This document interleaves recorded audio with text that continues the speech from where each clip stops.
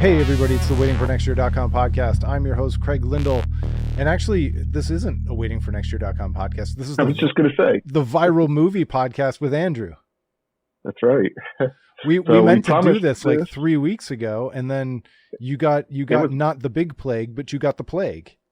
Yeah, it was actually more than 3 weeks ago. I looked this up before we came on, that it was March 12th that Craig announced that we were going to do this podcast, and we had figured out what movies we were going to talk about, and everything was good to go. And then that was a Thursday. And then on Friday, I woke up in the morning and I had a bit of a cough. And so this was like right as all of the coronavirus stuff is first starting to hit. Panic time set in everywhere. I don't even think there was a positive case yet in Ohio, but it was on everybody's mind. And so I called into work and I said, I've got a little bit of a cough. I'm just going to stay home because, with everything going on, I don't want people looking at me sideways since I've got this cough. And I just thought it was a cold or something. Well, then, a couple days go by and then all of a sudden I got really sick. And so then I went to the doctor and I kind of suspected maybe I had COVID. And that was it was right around that, at the same time, maybe Ohio first started getting a couple cases. I don't know. But yeah, so I went to the doctor and found out it was just influenza A. But that thing took me out for about a good 3 weeks where I was coughing so much that I didn't even have a voice. And it was going to be impossible to do a podcast. So, yeah, I'm feeling better now and getting close to back to 100% and ready to talk about these movies. All right. So, and good news is we added a second movie. So we have two movies to talk about. Yeah. We can either talk about, I think we should probably just hit them both in the same episode, or we could stretch them out into 2 episodes. Yeah. We can kind of see how it goes, see how long it goes, and then make that decision, I suppose. So first up, without any kind of an idea as to the quality of the movie, it just happened to be the front page of Netflix back when we decided to do it. The fact that it hasn't really taken off in the culture's eye is a little bit scary, but we were going to do Spenser Confidential. And honestly, before we get to it, the biggest thing to take off since then was Tiger King, right? Yeah. That swallowed up all the oxygen in the room.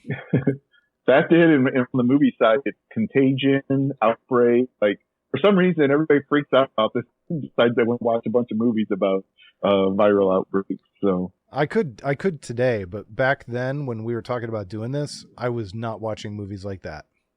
No, I didn't get it at all. Right away, they just shot up on Netflix. The trending now or whatever they call it. It was both. I saw both Contagion and Outbreak on there. It's really, people? Yeah, man, I don't get that. I don't get it at all. I think that was kind of Spenser Confidential was because this was really right. It was really stressful at first because you didn't know what was going to happen, and we didn't know what exactly a stay-at-home order would look like. And so I think Spenser Confidential was a good because it was, it's kind of lighthearted and fun. So I think that was kind of a distraction. Although I will admit, I probably should have prefaced this whole thing that this was I watched these movies while going through the worst of my fever. So I was in a little bit of a feverish haze through some of it. So maybe some didn't really happen. I just happened, hallucinated them. I'm not sure, but I know. All right, we're going to have to reconnect because our connection got bad. Oh, no. All right, 1 second.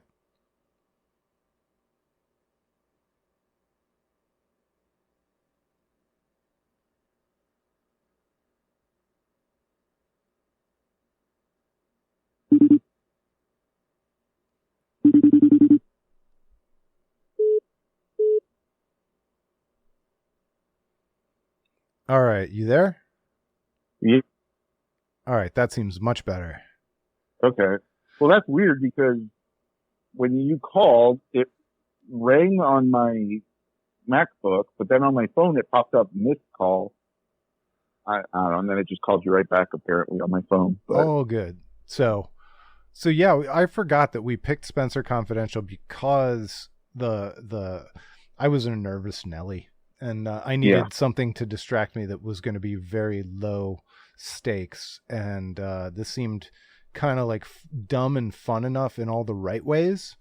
So in the end, how did it turn out for you? So it was. I suppose it was probably about what I expected. I wouldn't say that I loved it by any means, but it's it's a little bit predictable. It's your traditional cop movie, right? Like all the predictable things that happen, kind of happened in this movie. So nothing really surprised me or shocked me.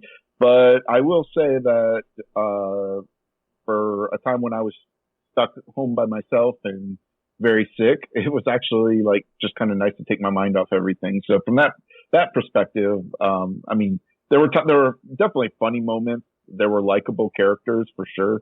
So all of that aspect of it was pretty good. And all in all, I would just say it was fine. So did you realize that it was a remake or reboot of Spenser for Hire, the TV show from 1985? I did not know that. Right? Until you just told me. How crazy I had is no that? idea. So I had to look it up later, by the way. I didn't realize it when I watched it either. But and I didn't tell you in our text messages ahead of this because I wanted to surprise you with it. Yeah. And trust me, not because you're dumb for not knowing.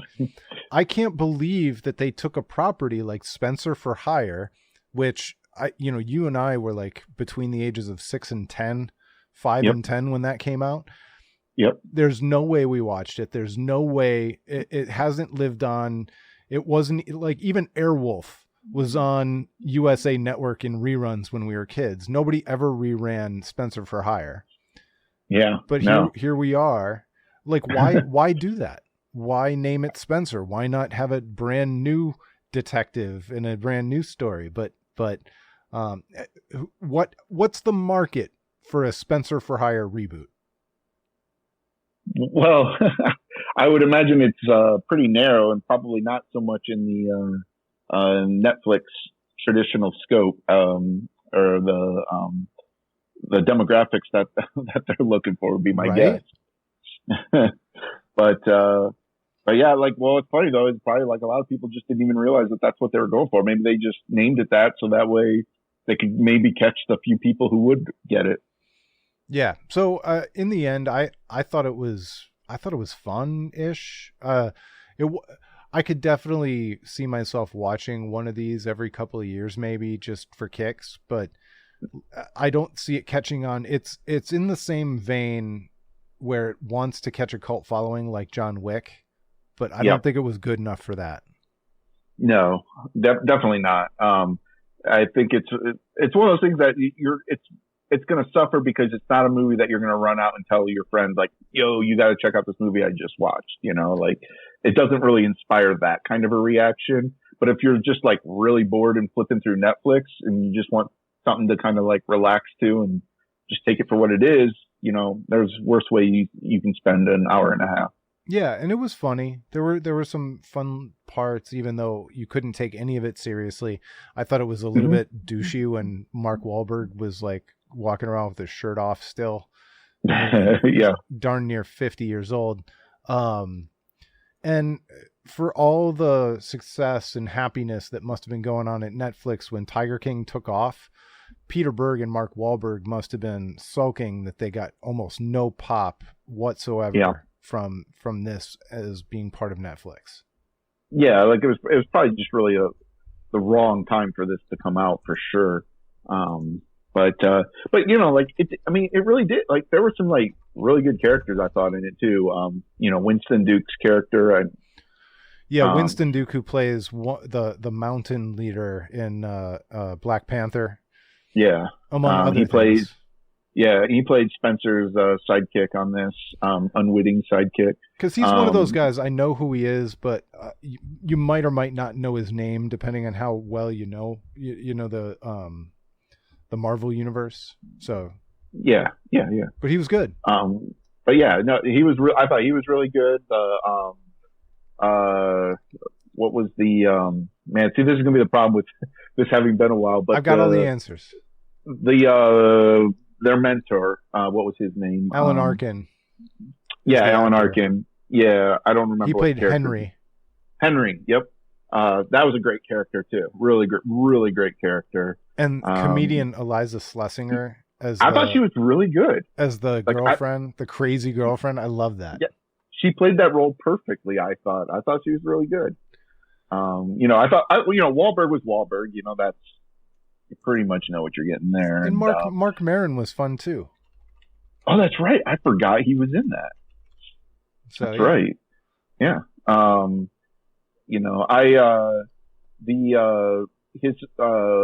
Mark Wahlberg's Spenser, his former partner, what was his name?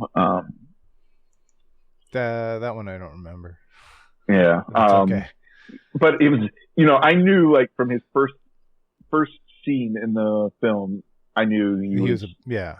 So yeah, Spenser starts the movie in prison, and we they unveil as to why he was in prison, and his old partner is out, and obviously when Spenser comes out of prison, there's going to be some interaction with his old partner, and pretty quickly they allude to the fact that maybe he's a bit of a crooked cop.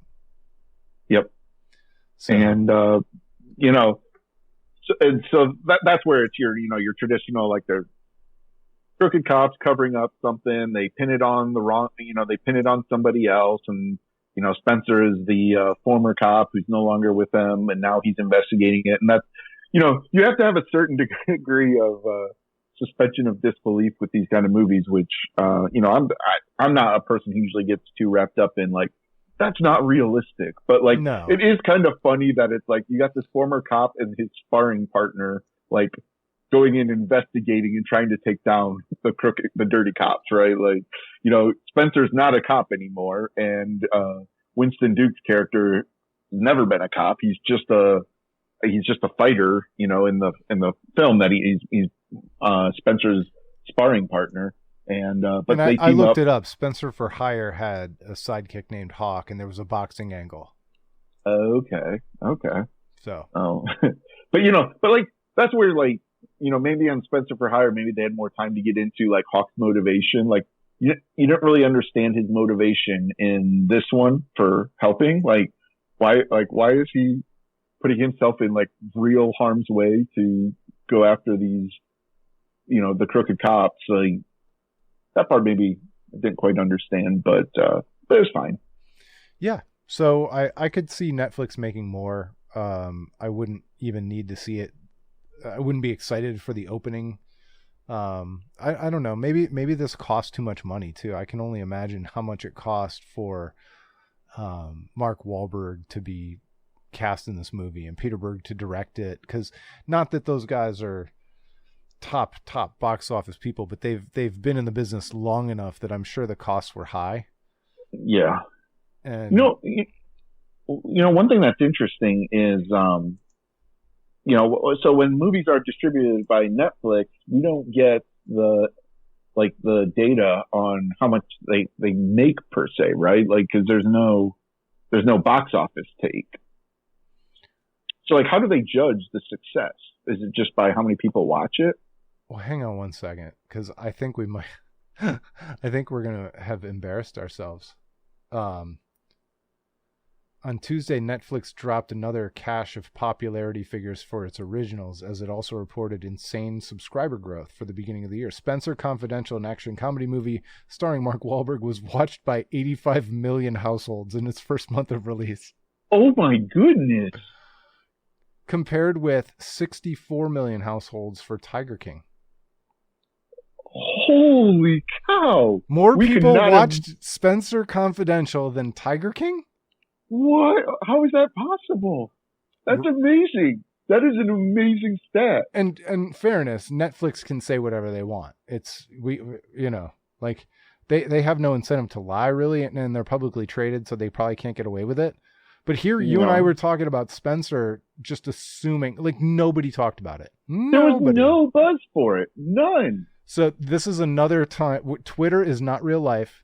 All you people with your memes, you're the minority. Well, you know what it is, Craig. All the Spenser for Hire fans who watched it, they're too old for social media, right? Not on social media. So they couldn't generate any buzz. This is unbelievable. I'm glad I found this because we would have looked like asses. Wow. So it's actually wildly successful. They're definitely going to make more.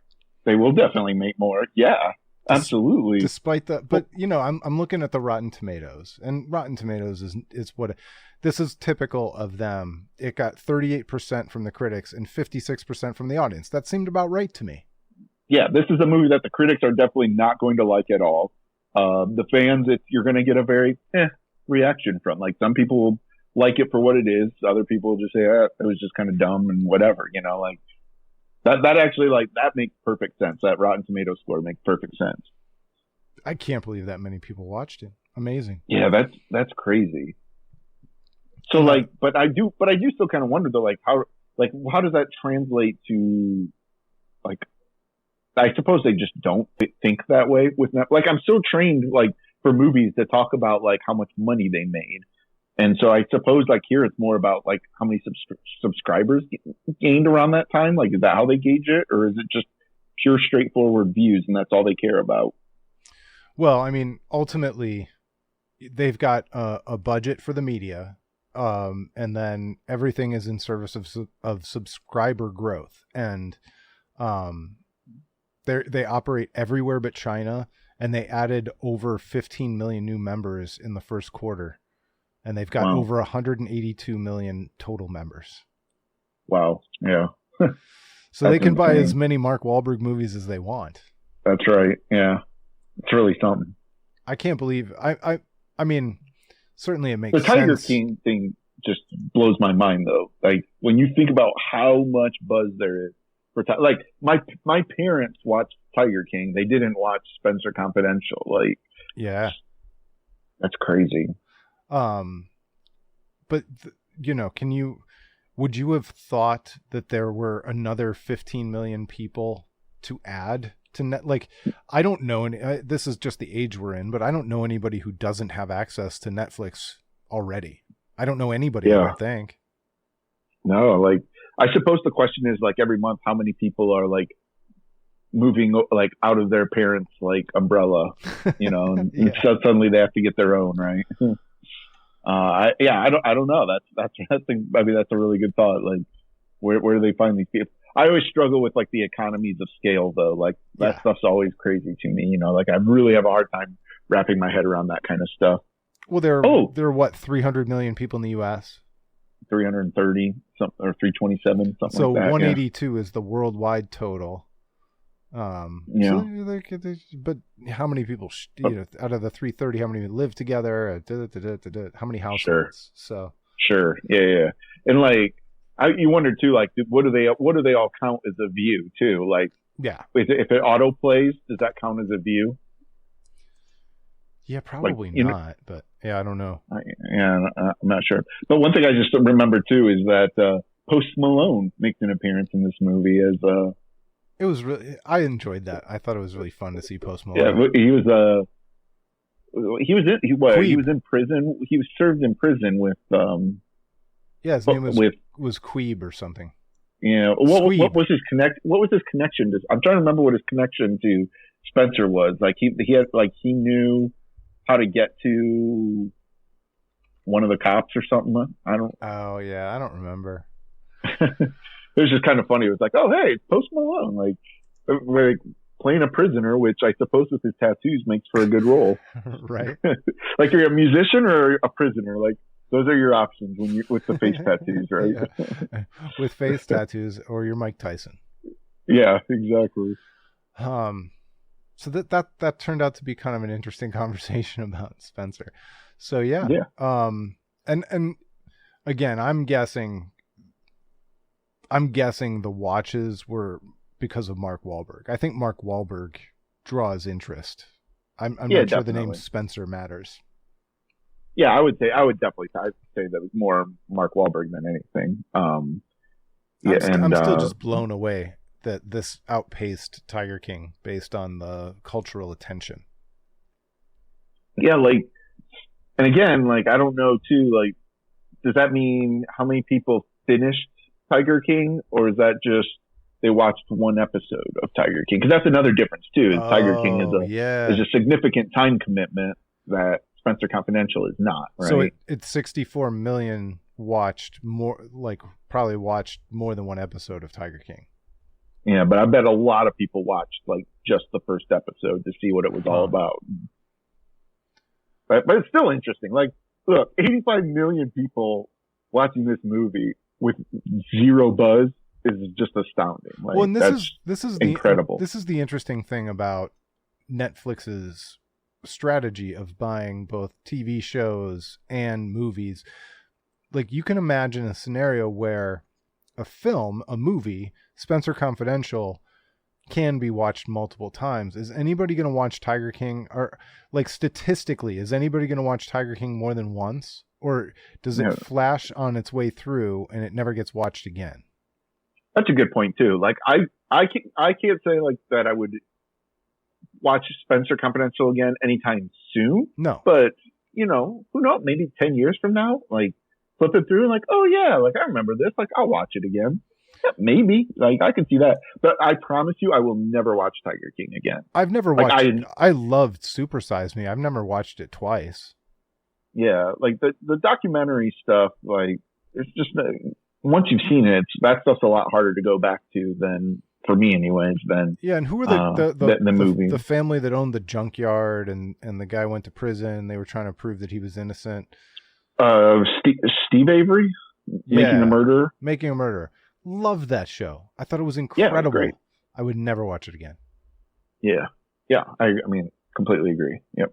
In fact, I didn't even end up watching the second season of it because I kind of felt like after that first season, I was like, okay, you know, I get it. Like, you know, and plus, like, the second season was revolving around stuff that was happening in the news.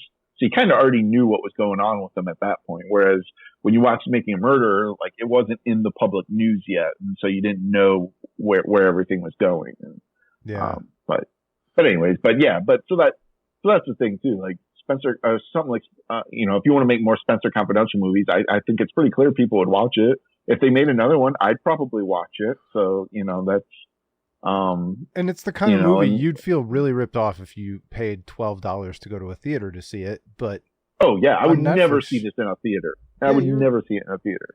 But yeah, to watch this on Netflix or just relax on your couch at home, like, it's great. Or, well, not great, but it's fine. Like, it's a fine hour and a half.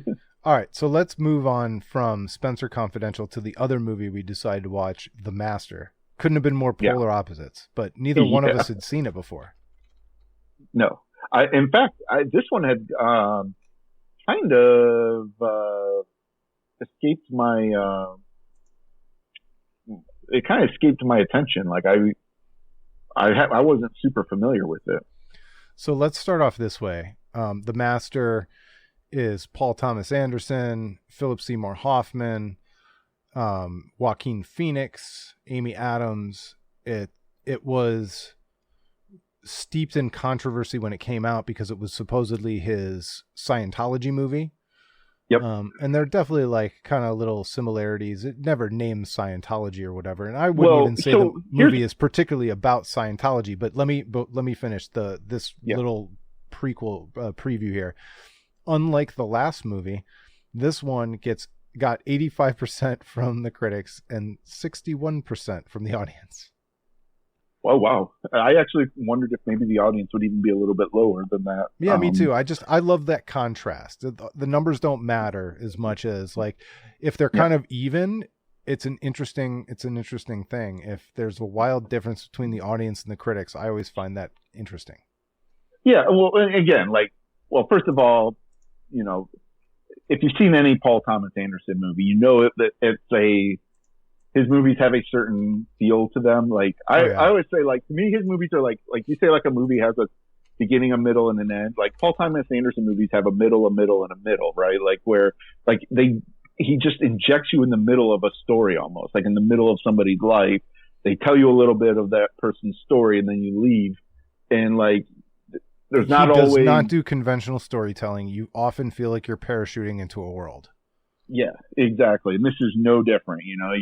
You just jump right into Joaquin Phoenix's his character's life. He's a soldier, was in the Navy, I think, and then it sort of follows his life as he leaves the service and winds up on a yacht of this very eccentric individual, played by Philip Seymour Hoffman. Yep, I mean, awesome character. I mean, Philip Seymour Hoffman just absolutely incredible in this, which is no surprise. But yeah, like his character is fantastic, and so it's kind of been about like that relationship between the two of them. But I wanted to go back real quick to the Scientology thing, because what was funny is I didn't know, like I said, somehow this had really, I just didn't know much about this movie going into it, and I did not know that it had garnered controversy about the Scientology angle. But as I was watching it, I paused it and looked up on my phone. I was like, is this tied to Scientology? Because like I could just see the similarities between Philip Seymour Hoffman's character and L. Ron Hubbard. Like it was just very clear, that comparison. But yeah, so like, from a critic standpoint, the critics, obviously this is the kind of movie that they love. They love everything Paul Thomas Anderson does. And I would say most of it for good reason. I like most of his movies, not all of them, but most of them. Overall, this is not my favorite of his movies. But I did find this to be a very interesting movie. Like, just the characters are so interesting. They nailed the setting, like the period, like you really felt, that you just felt that time period come alive, post World War II. So it's, I thought it was a very interesting movie. Yeah, I did too. I wouldn't say that. I think I probably prefer a little bit more in the way of structure. And I did find some of the scenes really interesting. I thought the performance it really made me just miss Philip Seymour Hoffman. Most of all, Joaquin Phoenix was incredible, but I'm not sure. Oh, he was so good. I'm just not sure like what was accomplished, but it was interesting. I can only imagine. I kept thinking about what it must have been like to act alongside him, and the way if he was maintaining his character when they weren't rolling, how annoying he probably was. Oh yeah, I mean, this character is not a likable. Joaquin Phoenix's character is not likable in any sense. And wears all his flaws on his sleeve. Yeah, and what's interesting about that is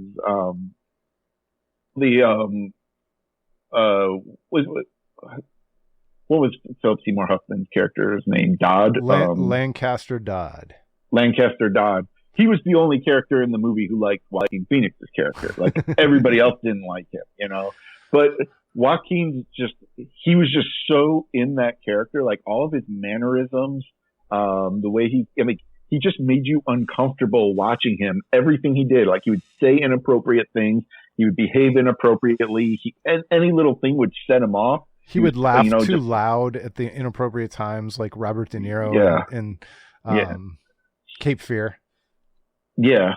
But he was so convincing as that character. And that's just a testament to, Joaquin Phoenix is, obviously he's awesome too. Like, just really, really great characters, great acting in this. And that was the stuff I liked the best. Cause I think going back to your point, like in terms of the structure and stuff, like if somebody were to ask you, what is The Master about? I would have a really hard time answering that. Yeah. Yeah. Like I don't know what it's about. Like what did he set out to accomplish, to say with this movie? Like that part of it, I'm not really sure, to be honest. So yeah, I mean, there are all kinds of critical, compliments for this movie all over the Rotten Tomatoes thing. And then there's one from the New Republic. It's a mess. It's pretentious. It's thundery with dismay. And I don't necessarily disagree with that, even though I think it's still like, it's like a a complex opening band that like they're super duper duper talented, but you're not sure if you actually enjoyed any of the songs. Yeah, no, that's pretty good. It's like almost like super progressive music, right? Yeah. And yeah, like, you know, as far as P.T. Anderson movies go, like I just watched There Will Be Blood again not too long ago, and that's still very solid. Like Magnolia, I've watched tons of times. Really like that one a lot. You know, this isn't probably not one that I can't picture myself probably ever going back to this and watching it again. No, but he did Boogie Nights too. Oh yeah, Boogie Nights I've seen plenty of times too, which was awesome. Yeah, I've rewatched that one a million times. I would compare this one to like Punch Drunk Love, like, because that was another one that like you're kind of uncomfortable with some of the characters, and like you're just dropped into the middle of these people's lives and then yanked out, and you're not really entirely sure what. At least that's how I felt about Punch Drunk Love. So like, that's a really good comparison, and yeah, I've never rewatched Punch Drunk Love, even though I liked it, and yeah. I would say I liked Punch Drunk Love more than I liked The Master. And this might be one of the most perfect movies in Rotten Tomatoes history. 79 from the critics and 77 from the audience. Punch Drunk Love. Punch Drunk Love. Yeah. And I don't look. I don't treat Rotten Tomatoes like gold. I have my own opinion, but I do find it interesting. Like when you've got an equal match between the audience and the critics, that means there's something for everybody. Yeah, absolutely. And I think Rotten Tomatoes I always think it's a pretty good just like finger on the pulse of like how people feel about it, and like you can disagree with them with the ratings on whether a movie's good or not, but it'll just kind of tell you how like the general population feels about it, you know, and sometimes there's something you can read into that, but yeah, I don't, you know, I'm trying to remember too, like some of the stuff was like really crazy in this movie too, like the scene when Lancaster Dodd was they were at Laura Dern was in this. They were at her house, and he started singing that song, and then all of a sudden it cut to later in the song and everybody in the house was naked. It was like, wait, what just happened here? Or I hope that happened. That wasn't part of my fever dream, was it? No, that happened. And then there was one scene when Joaquin Phoenix's character finally comes back, and they, after a fight that they had, and they end up doing this weird kind of like hug wrestling match in the front yard. Yeah. Like, how does somebody direct that? How do they? So here's what happens. Something that's never happened in the history of the world. You guys are going to act super weird, and you're not going to know whether you're fighting or hugging or celebrating or what. And yeah. But it made me laugh. I enjoyed it. And like one of the more riveting scenes in this was the actual the fight, the jail scene, when Freddie and Lancaster are in jail, and I forgot. Yes, they're in the cells right beside each other, and they start screaming at each other, and Freddie knocks the toilet off the wall. He just goes nuts. Like that was just incredible work by Joaquin Phoenix. Like when people talk about like on Seinfeld, like Kramer, talk about like his like physical comedy, like this was physical drama from Joaquin Phoenix. Like that was just an awesome acting job on that too.